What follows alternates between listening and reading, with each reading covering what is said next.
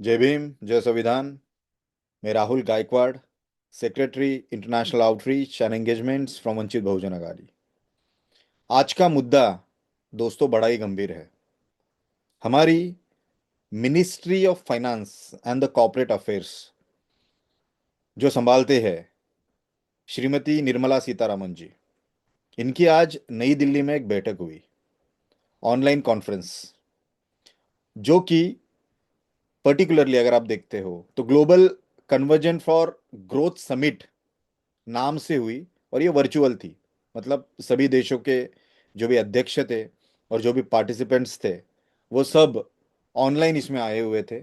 और ये जो कंट्रीज की ग्रोथ है वो कैसे बढ़ाई जाए, उसके ऊपर कैसे ध्यान दिया जाए, और जो मुख्य मामला था ग्लोबल साउथ का, जिसकी बीजेपी ने खास करके 2014 के बाद बैंड बजा के रखी हुई है, ये चीजों के ऊपर, आर्थिक इसके आर्थिक नीतियों के ऊपर हमारी फाइनेंस मिनिस्टर निर्मला सीतारामन जी, इन्होंने एक वर्चुअल कॉन्फ्रेंस में सहभाग लिया था।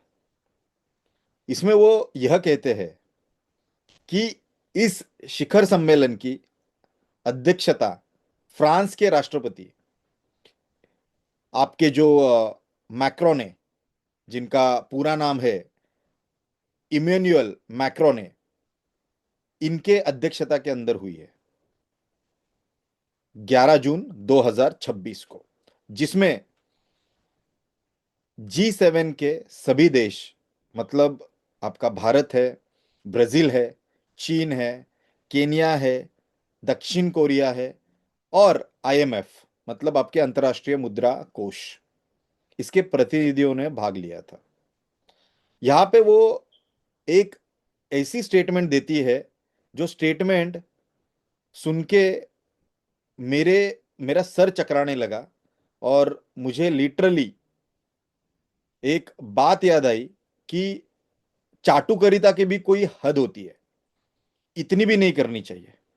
आपने आज हद पार कर दी। आप उसमें यह बोलते हो कि प्रधानमंत्री मिस्टर मोदी के दूरदृष्टि नेतृत्व में भारत के द्वारा हाल के वर्षों में हासिल करी गई उल्लेखनीय आर्थिक प्रगति। मैडम, आपको पता है या नहीं पता है, आई एम नॉट श्योर, आपका पाउंड 130 क्रॉस कर चुका है, डॉलर 97 क्रॉस कर चुका है, और आप किस आर्थिक प्रगति की वार्ता कर रहे हो? आप बोलते हो कि सुधार, प्रदर्शन और परिवर्तन, मतलब रिफॉर्म, परफॉर्म एंड ट्रांसफॉर्म, ये मंत्र के प्रति भारत आर्थिक नीतियों को साझा कर रहा है और आर्थिक गतियां बढ़ा रहा है। आप कौन से रिफॉर्म की बात कर रहे हो, कौन से परफॉर्म की बात कर रहे हो, और कौन से ट्रांसफॉर्म की बात कर रहे हो? आपको थोड़ी भी बात करते वक्त एक थोड़ी भी कुशंका नहीं हुई कि हम क्या बोल रहे हैं, क्या कर रहे हैं? आप बोल रहे हो कि आपकी जीडीपी की वृद्धि जो है लगभग 7%, मतलब 7% हो जाएगी आने वाले कई सालों में। मुझे बताओ कि आप फाइनेंस मिनिस्टर हो बिजनेसमैन की, या फाइनेंस मिनिस्टर हो ये कंट्री के एक जनता की, जो गरीब जनता है, जो जनता स्लम्स में रहती है, जिनके पास उनको पता नहीं कि कल का खाना या पानी हमें मिलेगा या नहीं मिलेगा, वो जनता की आप फाइनेंस मिनिस्टर हो। क्योंकि आप हमेशा जीडीपी की बात करते हो, जीडीपी ग्रोथ की बात करते हो, जो कि सेंट्रलाइज कैपिटलिज्म का एक मोड है, जिसको जितना पैसा हमारी कंट्री कमा रही है वो एक सर्टन ग्रुप्स के पास जा रहा है, सर्टन बिजनेस पीपल के पास जा रहा है। आप उसके ऊपर टिप्पणी करते हो, बट आपको जीडीपी पर कैपिटा इसके ऊपर बोलने के लिए कोई वक्त नहीं है, या आपके पास मेरे ख्याल से कोई उसके लिए आपके पास इंफॉर्मेशन अवेलेबल नहीं होगी। आपकी टीम जो होगी वो सिर्फ कैपिटलिस्ट लोगों के लिए काम करती होगी, ऐसा मेरा मानना है। ये बहुत ही दुखदाई है, ये बहुत ही संदेहपूर्ण चीज है कि आप आज जीडीपी की बात करते हो, जीडीपी ग्रोथ की बात करते हो, जो कि अगर हम लोग लास्ट 15 साल में, अगर हम लोग उसको एवरेज निकाले, हम लोग उसका एक मीडियम निकाले, तो आपको पता चलेगा कि ये 7, 6, 5, 3, 2 ये करके अगर हम लोग देखें तो हार्डली आप 3 to 4% पे ही पड़े हुए हो। तो आपने बहुत कुछ कर लिया है, ऐसा नहीं है। जस्ट हमारी भोली भाली जनता, हमारे युवक जिनको ये चीजें नहीं समझ रही है, उनको आप फंसाना बंद करो, उनको आप डाइवर्जन देना बंद करो, उनको डिसमेंटल करना बंद करो, आप चीजों को समझो। आप बहुत गलत तरीके से ये स्टेटमेंट्स कर रही हो, ऊपर से आप इसको ट्वीट कर रही हो, इसको आप सब मीडिया में फैला रहे हो कि आर्थिक गतियां अच्छी हो रही है। कौन सी आर्थिक गतियां अच्छी हो रही है भाई? आपका पेट्रोल, डीजल, गैस, एलपीजी, आप देखो इनके रेट्स, टैक्स देखो, आप आपकी एनर्जी देखो, आपकी ग्रीन एनर्जी देखो, आपका अगर आप देखोगे तो ग्रीन हाउस गैसेस देखो, आपकी रोड रस्तों की हालत देखो, इंफ्रास्ट्रक्चर की हालत देखो, रियल एस्टेट की हालत देखो। आप कौन से आर्थिक गतियों की बात कर रहे हो मैडम? आपको ही पता कि ये कौन से इकोनॉमिक्स के टूल्स है जो आप यूज करते हो और ये आर्थिक गतियां आप बताते हो। यह ध्यान देने योग्य बात है मैडम जी कि वित्त मंत्री का यह बयान जीडीपी मतलब सकल घरेलू उत्पाद की वृद्धि के दर के बारे में है, बट वो पर कैपिटा इनकम के बारे में, मतलब पर व्यक्ति का आय, इसके बारे में कभी बात नहीं करती। आप कभी उसके बारे में बात करोगे? आप बात ही नहीं कर सकते हो, क्योंकि यूएस जैसी सुपर पावर जिसको आप बोलते हो, जो ट्रम्प के इशारों पे हमारे पीएम नाचते हैं, उनके कंट्री का पर जीडीपी कैपिटा इनकम करीबन 90,000 यूएसडी है, करीबन 90,000 यूएसडी। और हमारा पर कैपिटा इनकम अभी के फिलहाल की स्टेज पे 3,000 भी क्रॉस नहीं कर चुका है। अरे यही छोड़ो, आप चाइना का देखो, करीबन 30,000 प्लस है, जर्मनी करीबन 55 प्लस है। हम लोग क्या कर रहे हैं? हम लोग सिर्फ और सिर्फ लोगों को फंसा रहे हैं, हिंदू मुसलमान की राजनीति कर रहे हैं, और हम सिर्फ और सिर्फ धर्म भेद और जाति भेद की राजकारण कर रहे हैं। यहाँ पे दंगे कराओ, वहां पे दंगे कराओ, यहाँ पे मसला कराओ, युवाओं को नोचो, उनके एजुकेशन का स्तर नीचे लेके आओ तो कोई कुछ बोल ना पाए। सभी जगह पे पूरा इंस्टीट्यूट आप कैप्चर करके बैठे हुए हो और आप बोलते हो कि आर्थिक गतिविधियां अच्छी चल रही है मिस्टर पीएम के अंडर, उनके अंडर। मुझे ये बताओ कि वो तो सब दुनिया में घूमते रहते हैं, आप वर्चुअल बैठकें कर रहे हो, तो कौन से तरीके का आपका स्ट्रैटेजी है वो आपको पता और आपके पीएम को पता। जीडीपी वृद्धि दर मतलब आपकी जो जीडीपी ग्रोथ है, इसका अर्थ कि देश की कुल अर्थव्यवस्था कितने तेजी से बढ़ रही है। और जीडीपी पर कैपिटा इनकम मतलब देश का कुल जीडीपी उसके जनसंख्या को विभाजित करने पर व्यक्ति को उसका बेनिफिट क्या मिल रहा है, उसकी क्या औसत आय बन रही है, कितनी बन रही है, ये सब होता है आपका जीडीपी पर कैपिटा इनकम में, जिसके ऊपर आपका कोई ध्यान नहीं है। आप अगर बोलते हो कि जीडीपी अगर 7% से बढ़ने वाला है, तो उन आपका संदेश जो है वो देश की कुल आर्थिक वृद्धि की ओर है। पर केवल जीडीपी बढ़ने का अर्थ ये नहीं होता कि प्रत्येक नागरिक की आय भी उसी अनुपात में बढ़ रही है। इसके कई कारण हो सकते हैं। जनसंख्या आपकी बढ़ रही है, उसके ऊपर आपका ध्यान है, आपका सेंसस हुआ नहीं है कई सालों से। आय और संपत्ति के असमानता, ये दोनों चीजों में बढ़ोतरी हो रही है मैडम। आपकी जो आय है और आपकी जो संपत्ति है, इसके अंदर डिसबैलेंस हो रहा है, और उसके कारण पैसा पूरा कैपिटलिस्ट लोग, जो बिजनेस पीपल, सेंट्रिक पीपल, ये लेके जा रहे हैं, और जो गरीब जनता वो गरीब रह रही है।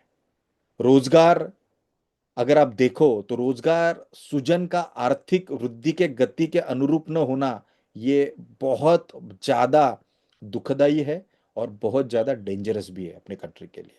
उदाहरण के तौर पे अगर हम लोग देखते हैं तो किसी वर्ष की देश की अगर आप जीडीपी पकड़ते हो 7 या 7% इतनी बड़ी है, और उसका अगर आप कंपैरिजन में देखते हो कि उसकी अवधि में जनसंख्या 1% बढ़ी है, तो पर व्यक्ति जीडीपी की वृद्धि लगभग 6%, मतलब 6% होगी, ना कि 7%।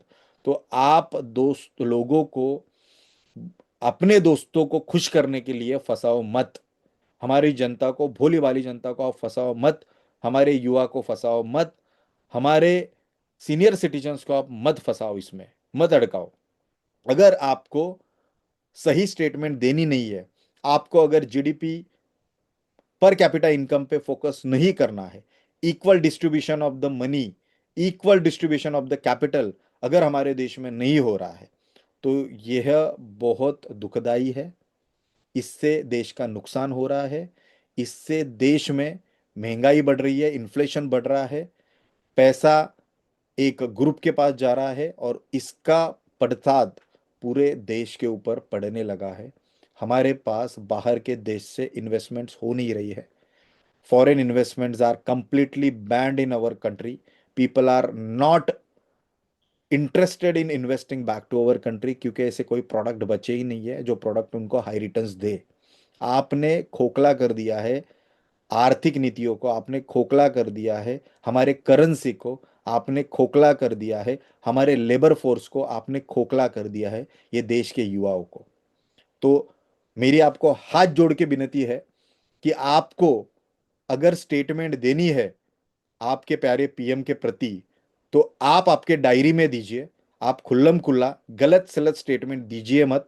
इसके आगे अगर कोई गलत सलत स्टेटमेंट हम लोग को फाइनेंस मिनिस्ट्री से आते हैं, तो उसके ऊपर हम युवा डेफिनेटली पलटवार करेंगे, और तगड़े तरीके से पलटवार करेंगे, क्योंकि आप लोगों को फंसा नहीं सकते।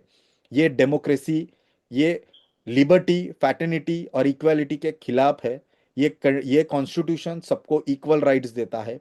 आपको एक जिम्मेदार पद पे बिठाया गया है, उसकी गरिमा आप राखिए। इसको गरिमा को आप रखिए, इसको आप अच्छी तरीके से साजिए। या तो ये कंट्री का युवा आपको भी क्वेश्चन उठाना चालू करेगा, आपको भी इसके आगे आप उत्तर देने के लिए दायित्व रखना पड़ेगा आपको, क्योंकि अभी बहुत ज्यादा हो चुका है। 130 पे अगर पाउंड आपका गिना जाता है, 97 98 पे आपका डॉलर गिना जाता है, उसके बाद भी आप ये स्टेटमेंट मारते हो कि बढ़ रहा है तो अच्छा है। आप एसी गाड़ी में घूमते हो मैडम, आप एसी घर में रहते हो।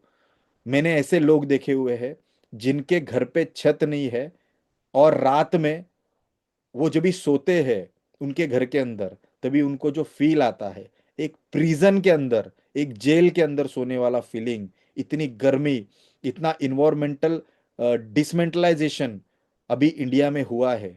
जो आपका ग्रीन हाउस गैसेस, जो हम लोग कितने दिनों से बोल रहे थे, जिसके ऊपर आपने ध्यान नहीं दिया, तो आपकी गवर्नमेंट का क्या फायदा?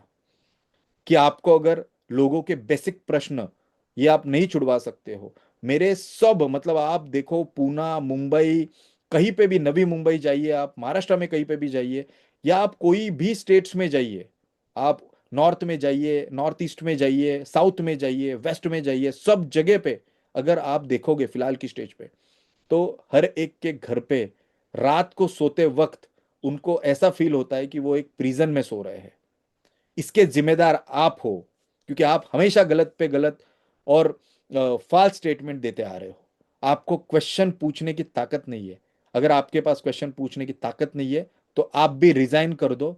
बहुत सारे इकोनॉमिस्ट है जो कि भारत की दुआ संभाल सकते हैं, और बहुत सारे युवा है जो भी भारत की दुआ संभाल सकते हैं। मुझे लगता है आप ये सब चीजों पे गौर करोगे, और इसके बाद कोई भी गलत स्टेटमेंट अगर चाटुकरिता स्टाइल में आई, तो उसके ऊपर हम लोग करारा जवाब देंगे। जय भीम, जय संविधान।